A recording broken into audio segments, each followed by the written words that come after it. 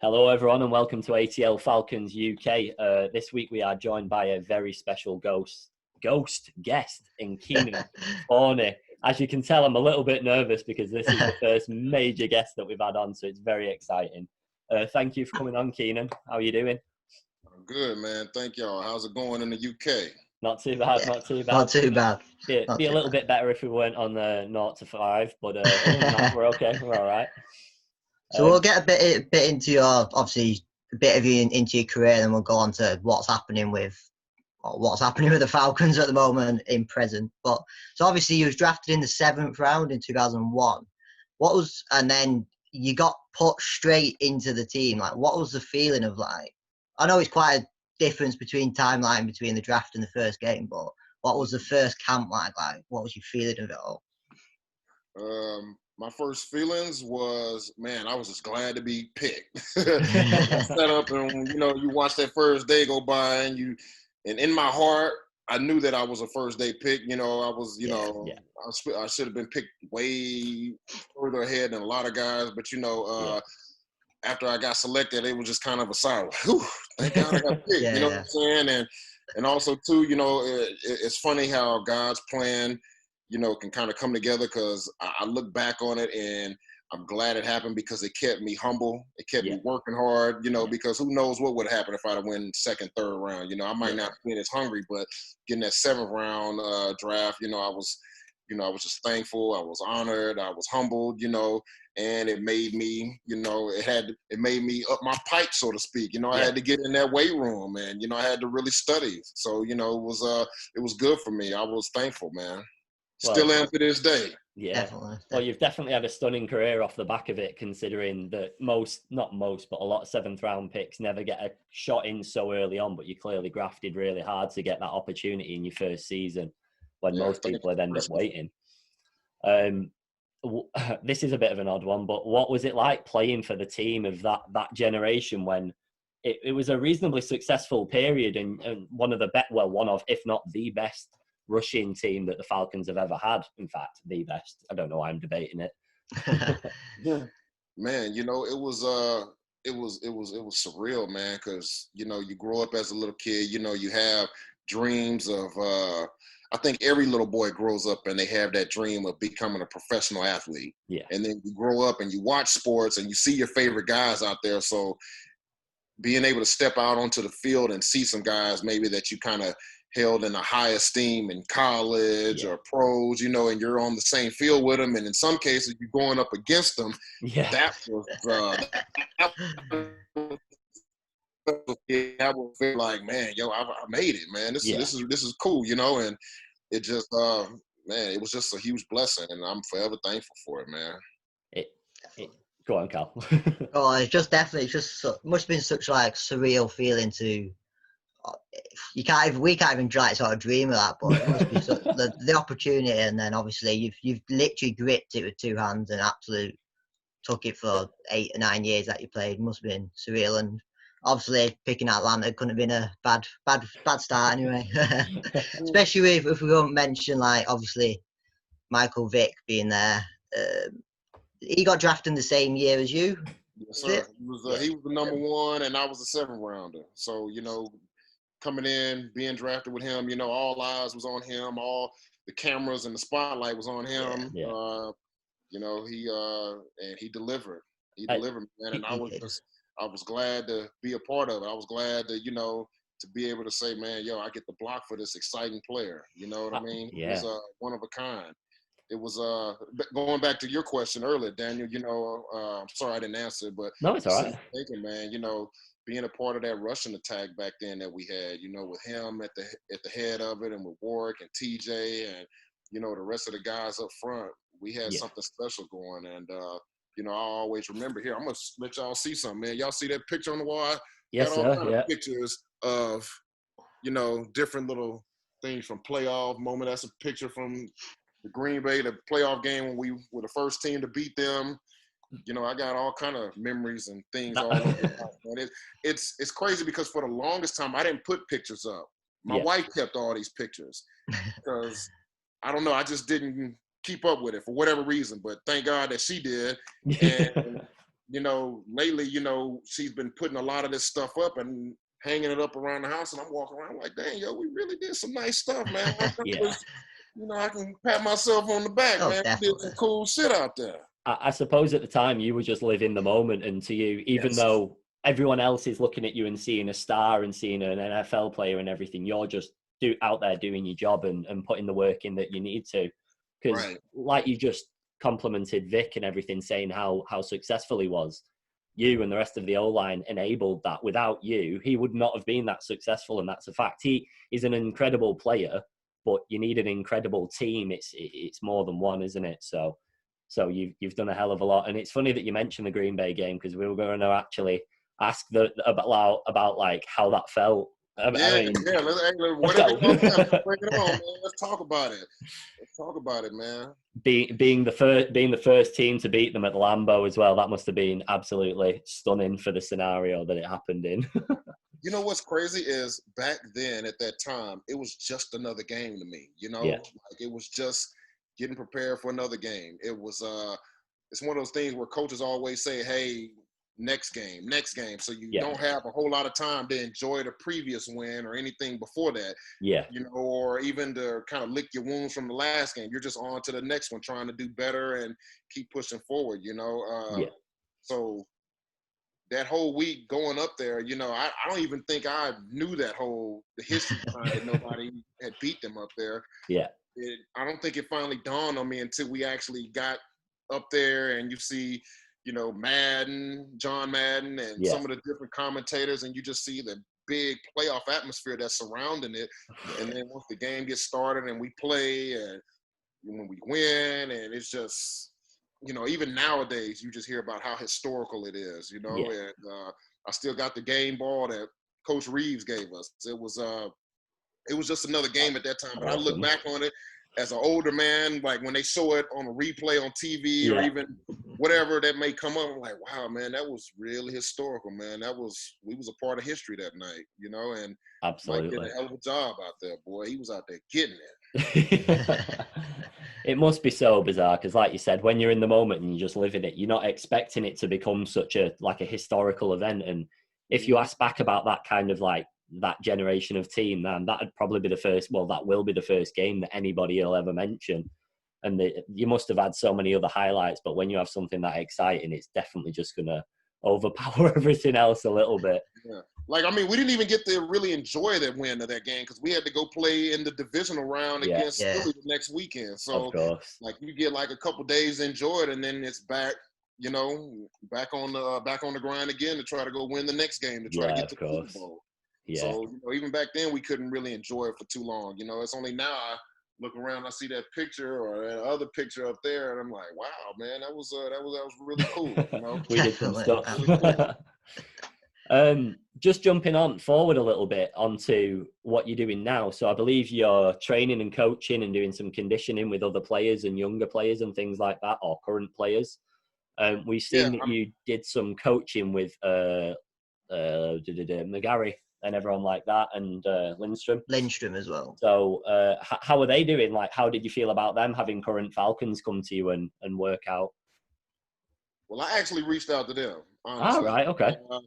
And I actually worked out with Chris more than I got to work out with Caleb because he was out of town. I got Chris for like maybe a few sessions. You know what I mean? We got a few of them, man. Hopefully we can do some more this off season. Yeah. But I actually had, not Chris, but Caleb. I had Chris for about a month or so, and Caleb was maybe for a couple weeks there. Yeah. But hopefully, Caleb will come on back a little bit more next off season. We can really get into the nuts and bolts of playing a little bit more. And I'm also training. I got a chance to train Andrew Thomas. He was the number 4 pick for the New York Giants. I got a chance to train Solomon Kinley. He was a 4th round pick to the Miami Dolphins, same school, University of Georgia. They both played on the same side. Andrew liked what we were doing, so he invited his teammate and asked, was it cool to come? And I said, yeah. Yeah. Like, honestly, man, the game has been so good to me, and I've learned from so many great teachers. I don't want to sit up and die with all this information that I got, all this knowledge and, just things that I learned, on the job training. I want to pass it on to some other guys. So hopefully they can, do something with it. Hopefully they can go out and make some memories and have the same kind of or better career than I have. Because I've been blessed, man, and I'm lucky to do what I do. I got some high school kids, some college kids. I've been doing it for the past 3 years at Dash Performance over in Lawrenceville, and it's just been constantly growing. It started with 3 kids at a high school, and it's just grown to about 10, 11 guys, at its highest in the off season. Yeah. It's been very rewarding, because honestly, personally, I like working with people that come seek me out, because that just shows that you're trying to get better. Definitely. Now, there's some kids that I'll reach out to and be like, hey, look here, if you want to get some work, come mess with me, which is what I did with Chris. And Chris responded back, and, he was coming in 2-3 times a week for about a month before training camp. So, man, I just I love doing what I do, and I also still do some community relations stuff for the Atlanta Falcons. So, they've, it's a blessing, man. I can't even believe it, man. I love the life that I'm able to live, man.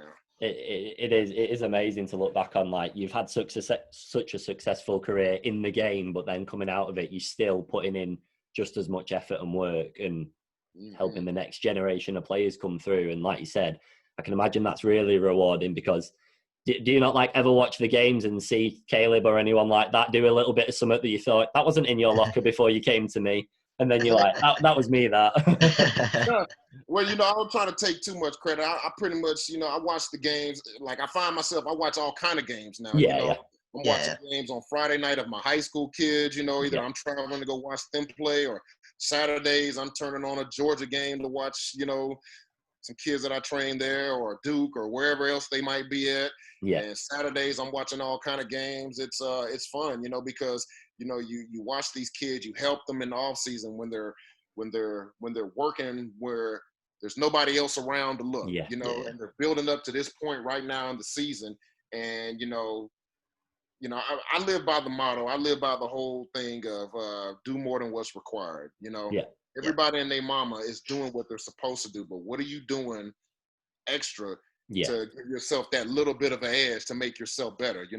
And that's whether you're playing sports or whether you're in the job force. You got to do a little bit more than what's required to separate yourself. Absolutely. So anybody, especially the young athletes that I get the chance to coach, if they're coming to me in the months of March, April, whatever it is, and they want to get some help so they can be at their best on now, October, then I'm all for it. And it gives me a chance to, now I can be a fan and watch them on TV, Now, of course, back to your question, I do be watching and be like, man, what the hell was that? Or I'd be like, and, and it's amazing too, because some of these kids, they'll still reach out to me and they'll be like, hey, coach, did you watch this game? Or can you check out this clip? Tell me what you think, so. It must be so rewarding in that manner. It must be so rewarding, even when, like you said then, about them reaching back out, even like, oh, can you just check this clip? And then it's just, I think that feeling of like, you're obviously what experience you have, you push whatever you just want to push on to everyone else, which will improve their games. And it must be just such a rewarding job what you're doing at the moment, and obviously a great feeling all the time. Yes, sir. Very much. Coming up, the game has done so much for me. It gave me a purpose when I was in high school, not knowing what I was going to do once I graduated. It gave me a purpose. It put me around a lot of great men, a lot of great teachers that poured into me, and so it's just kind of me paying it back, and also too, it's just so fulfilling. Let's just say that it's fulfilling. You get to help out some young kids, and you get to see them achieve their dreams. And I love it, man. I don't take it for granted. Let's just say that. Coming off the back of that, I know you're doing a lot of work with Dash, and like that's your baby at the minute. That's what you're working on. But would you ever debate a coaching role in the NFL, like a coordinator role, or is that not something that you've got your eyes on yet, or at all? You know what? I'm not really thinking about it, but you know, as the great Ray Charles said, my mama said there's nothing wrong with it. Somebody come up and want to talk about something, we'll have a conversation and we can go from there and see what it is. You know what I mean? Hey, Keeping your options open. Man, I got on the job training. You know, I got Exactly. I got more than just that chalkboard, grease board. I put in the line of fire, so to speak. You know. You have indeed. It's like this. If you was in the Air Force, would you want to learn how to fly a fighter jet from somebody who's actually been in the fighter jet in some wars, so to speak, or would you rather learn from somebody that has just been sitting back on the other end, just calling shots, so to speak? I'll go for the pilot. You know what I'm saying? Yeah, absolutely. Well, definitely putting yourself in the shop window a little bit there, just in case anybody does fancy making the call. Yeah. Hit me up. Absolutely. Well, we did invite you on initially to ask about like the short-term fixes the Falcons could do to recover the season, but of course, in the last few days, our scenario's changed a little bit. We both love Dan Quinn as a guy and everything, so we're not going to go into that side of it. So what we'll try and dip into is, what do you think the Falcons should do for the rest of the season to find form and to get back to where they should be and get some wins on that board? Man, you know what? They have to stay together.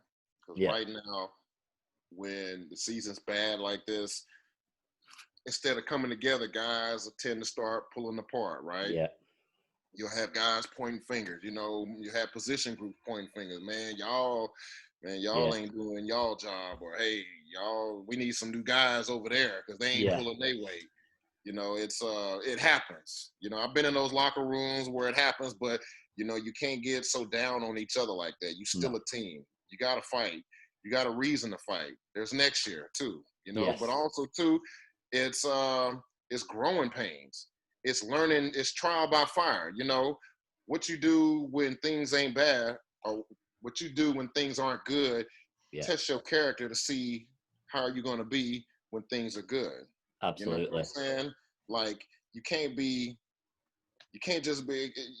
have all that infighting. You know, sometimes you got to go through to get to, if that makes sense. Yeah. You know, there's a lot of young players in that roster as well. There is some high quality players, unbelievable players, but there's a lot of young players that are only just finding a grip of themselves as a player, never mind the people around them. So for me, I just think that you bang on. Everybody just needs to stick together at this time, especially with Morris coming in on an interim basis. It's a fresh start for everyone. I know it's not because he's in-house anyway, but they all just need to start again. It's 11 games left. There's still a lot to play for. You've still got to go and show yourself. You still got to put good film out. You still got to put good film out because right now that tape is still going to circulate. And when teams are bad and you know a new coach is coming in, you know that new coaching staff, they going to look through that tape with a fine-tooth comb and find guys that ain't playing hard. So it's one of those deals where you can shut it down for the rest of the season if you want to, and then you'll be looking for a new job in the offseason. You know? So exactly. You got something to play for still, each individual, you know. But as a team, you know, you still want to go out there and put together a great effort. You still want to go out there and win. Let's be honest. You know, winning is fun. Losing ain't. When you win, the plane ride is a lot better. You know, the practice is a lot more fun. You know, let's just be honest. When you're losing, everything gets a little bit dreary. So they still got something to fight for, and they should. You know, this right here tests the character of those young guys you were just talking about. Because not every season is going to be a great season. No, you know, of course. This will test that leadership where see where you're at. You know, it'll show the organization, hey, do we have a leader in this kid here or not? You know? I agree. Go on, Cal. Well, I completely agree with that. I think it's like, especially, or even the older guys, the veterans, etc., but especially with the younger guys, they're fighting for the careers, ain't they? Like, they're fighting for the careers now. They're fighting for the families. Like, they want, like, if they've only 2-3 years into the league, and like what you said, if a new coach will be coming at the end of the season, they'll be checking everything. They'll be going through. They'll be. Even ones who like might get the job, might not, but they'll be still watching every single game, going through every play and thinking, even though even if we end up losing another 5 or 6 games, but like, oh, that guy's tried hard. Like that guy's done class in that game. And I think, especially for the youngsters, I think that's where a lot of the vets in our team will, Matt Ryan, Jones, Mac, etc. I think they'll be even pushing it onto him. Like, there's still 11 games to go. Like Danny said, anything can happen. I'm going to say we're going to win 11 games in a row. Probably not. But if they try in every single game, they will be on this roster next year. And I think that's what. It's just a battle of personal pride. You know what I'm saying? It is. To me, you don't want to go out there and just bend over backwards to somebody and let them do whatever they want to you. No, it ain't about that. Each person should have a certain amount of personal pride to go out there. Hey, look here, I'm going to still keep fighting and doing my job. Yeah. You know, I don't care what the rest or whoever else, what's in y'all's heart. I know what's in my head and what's in my heart. You know? Exactly. And we're going to see. We're going to see. I believe that we got some good individuals in that locker room. And this is just this is a minor setback for the major comeback, for next year. Or it's still early, It is. A month into the season. So, I think we're going to see. We're going to see. We're going to see what the hardened character of our team is. It is. Yes, definitely. Just because we try and keep positive as much as we can, especially when there is so much negativity at times like this. There has been good aspects of this season. There has been players that have played at a very high level. Calvin Ridley has been one so far that's looked like he's breaking out like he's supposed to. Yeah. Yes, so I was just going to ask for your take on the positives you've seen, whether it be individuals or just as any certain plays that you've liked or anything like that. The positives, I see the O-line has been playing better. I see. I'm glad to see Caleb is back out playing. He got in the Dallas game, and I'll be honest, that scared me a little bit. But I'm glad to, that he's back out and getting a chance to keep proving himself. Calvin Ridley, of course, has been balling. I like how Foye Asada has been looking on defense. I wish he could have played longer in that Dallas game. It might have. It might have been a different turnout. He come in the game. What was that? The first half, he had like 2 or 3 fumble calls. I'm trying to think who else. Todd Gurley had a pretty nice Sunday. This past Sunday. He did.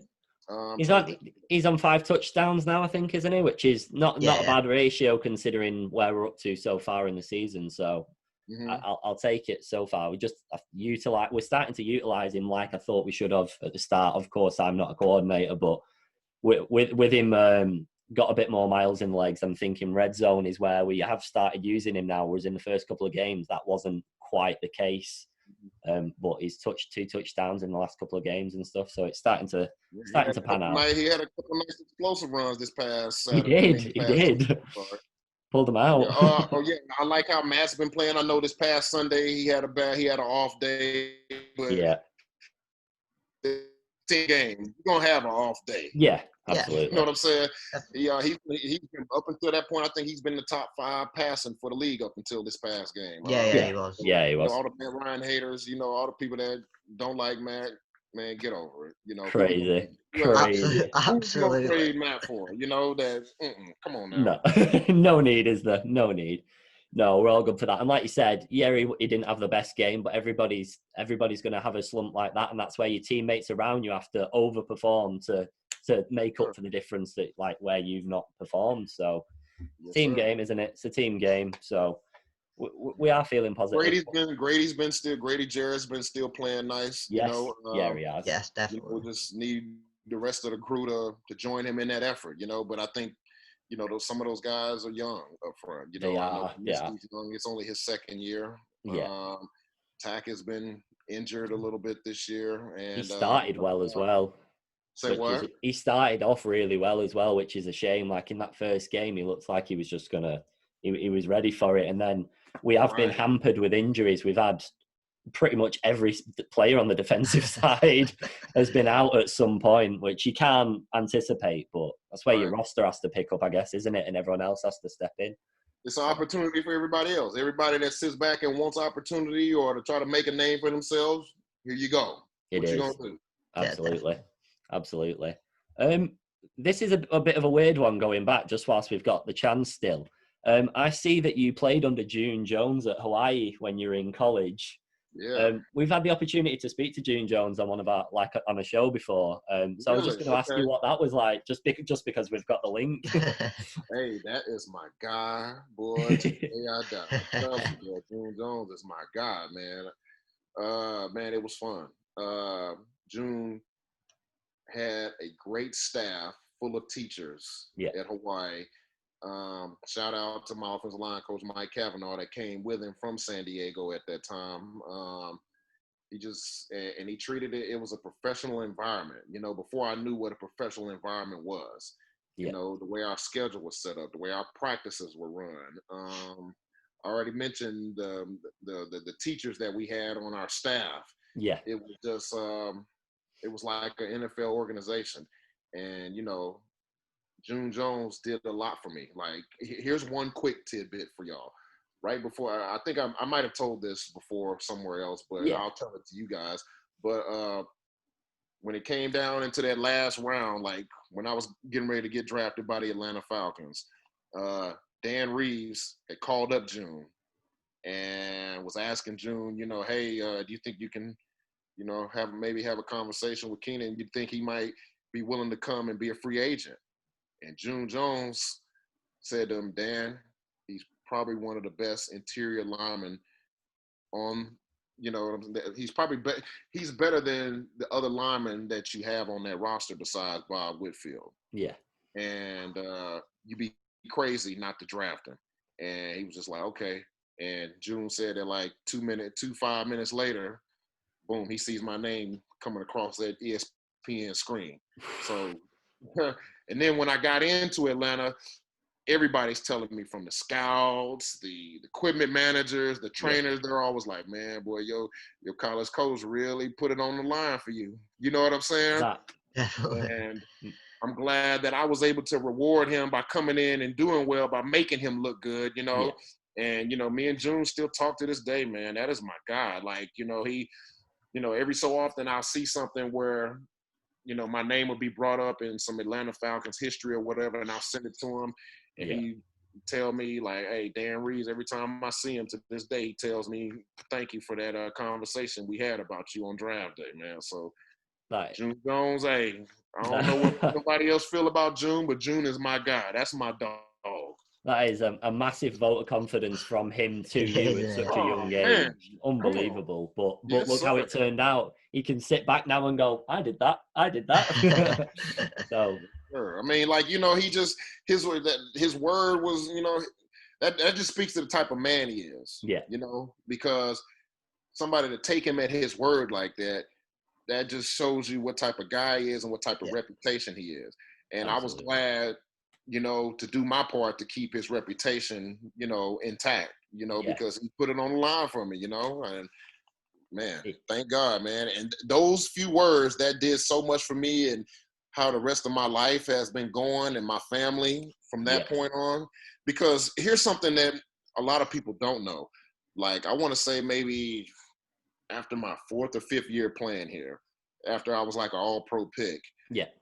I was in the weight room lifting weights on draft day, and I ran into a personnel guy upstairs, and me and him were talking and whatnot, just kind of sharing a few words. And he let me know that during that whole draft process, he was like, man, we had you rated as a 2nd-round talent, but there were some medical red flags on you because, in college I had a couple shoulder surgeries. Yeah. So those medical red flags never got cleared up, so to speak. Yeah. And so, that marked me down from what my talent level was, my draft grade, And he said, man, and he brought up the whole thing again. Yeah, June, spoke his word about you and put it on the line for you. And boom, we got you in the 7th round. So yeah, it was just one of those things. I was like, you know what? I knew I was better than a 7th selection, but things happen. Things happen. God allows things to happen for a certain reason, and hey, I can't complain. It is what it is. Like you said, that right there proved to me I knew I was a first-day guy. But definitely. oh well, like you said, it's a blessing to be drafted. Yeah. It's a blessing to be drafted because I sit around now as an older man and I watch the draft and watch kids working their behinds off in college. And, you know, like only a select few get that honor. Yeah, And, absolutely. You know, I'm glad I came in on my 7th round billing and I did what I was supposed to do, man. I'm glad that I did above and beyond that 7th round billing. Yeah. Oh, definitely. Well, a lot of people pushed you on. I think it sounds like it pushed you on more, didn't it? It's like to get because you were such a late picket, but the feeling of all of it must have been like this is my time to shine. 7th round, 1st round, 2nd round. This is my time, and look what you did. I went into training camp. I went into training camp on a mission. That year, it was one of those deals where it's like y'all ever had one of those feelings where it's like, you know what? I got my foot in the door of something that I've been wanting for a long time, and I don't care how I got here, got my foot in the door. Guess what? I'm about to kick it open, and I'm about to leave everything on the table. Like, I mean, I'm talking about every practice. I went as hard as I possibly can. And this is during Dan Reeves' era where we were having double days. Yeah. Kids don't do that now. You know, they got one days and all that. We were pads in the morning, pads in the afternoon. Hit it and get it, right? And in Greenville, South Carolina, if you've never been there, it's hot in the summertime. Yeah. So, I was out there giving it all I got, and I was just going to leave it on the table. It was one of those deals where, like, hey, if you don't make it, then, hey, you'll have a lot more respect to those guys that do play it because, hey, you gave it all that you had. Absolutely. And I'm just glad that everything I gave, it was more than enough for me to be the starter in that opening weekend. Yeah, definitely. Just in that few sentences there, you've instantly dropped what you'll be like as a coach or a coordinator with double training days all the time and everything. So I'm sure someone will benefit down the line. Yeah, hey man, you know what? Like I always got the players back. Let's just say that. I know what it's like, So I think I'd be one of those what they call a players coach, so to speak.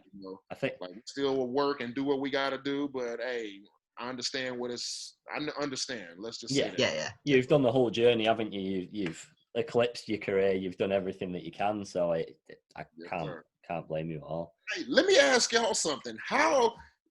Like I didn't expect. I never expected any Atlanta Falcons fans in Manchester. Like, how did that happen for y'all? This is a really embarrassing story, and you're gonna hate it. But we've told all of our followers, so they're gonna love it. So we'd casually watched NFL for a while, like a couple of Super Bowls and the bigger games and stuff. Mm-hmm. And Cal texted me one night after the Super Bowl 2 years ago now or something. Yeah, the Rams v the Patriots. Just saying, we need to pick a team. We just need a team. We need to stop being neutrals. And we didn't really have anything to base it off. So we went on one of those websites that ask you like about your personality traits and things like that. And we kept getting two of the same teams coming up. We kept getting the Saints and the Falcons. So we basically researched both of the teams. We looked at the stadiums and the kits and the fan bases and the sort of players. Obviously, we had an overview from watching the NFL, but like we fully went into the history, and then here we are, a couple of years down the line, but just as invested as anyone else is for our sins. Yes, sir. Hey. Exactly. But yeah, then we made this Twitter page to find other Atlanta Falcons fans, and it turns out there's thousands of them knocking about. So it's been a great experience for us. Actually, I don't think we would have been here now if we didn't choose the Falcons. So it's very exciting. Oh, that's cool. Yeah. Hey, welcome to the brotherhood, baby. We are looking at getting over to Georgia at some point, but probably a couple of years down the line, yeah. Shoot, man, y'all come, man. Y'all holler at me, man. We'll go check out a game or something, man. That would be awesome. That would be so cool. I definitely got to make it to Georgia. Yeah, that would be awesome. But we'll wrap it up there. We've covered everything we wanted to and so much more. But thank you again for coming on. It's been an amazing opportunity for us. Absolute pleasure. So cool. So cool. Hey, y'all let me know if y'all want to holler at me again. We can talk some more. Absolutely. football during the football season. Pray for Absolutely. next season. Hopefully they're doing better. You know, we can. Yeah. More positive times. Yes, sir. Yes, sir. We'll Or be even, here for the. hopefully down the road we put together a nice little winning streak and Yes. boom, they go off from here. Yeah. If we'll hold you to that, and if we do, we'll get you back on to talk about it. But that'd be great. Really appreciate it. Thank you very much. But no, thank you for your time, and thank you everyone for watching as well. And thank you for your questions. It's been perfect. Yes, sir. Awesome. Hey, UK, I love you, baby. I love you. That's Yes, sir. perfect.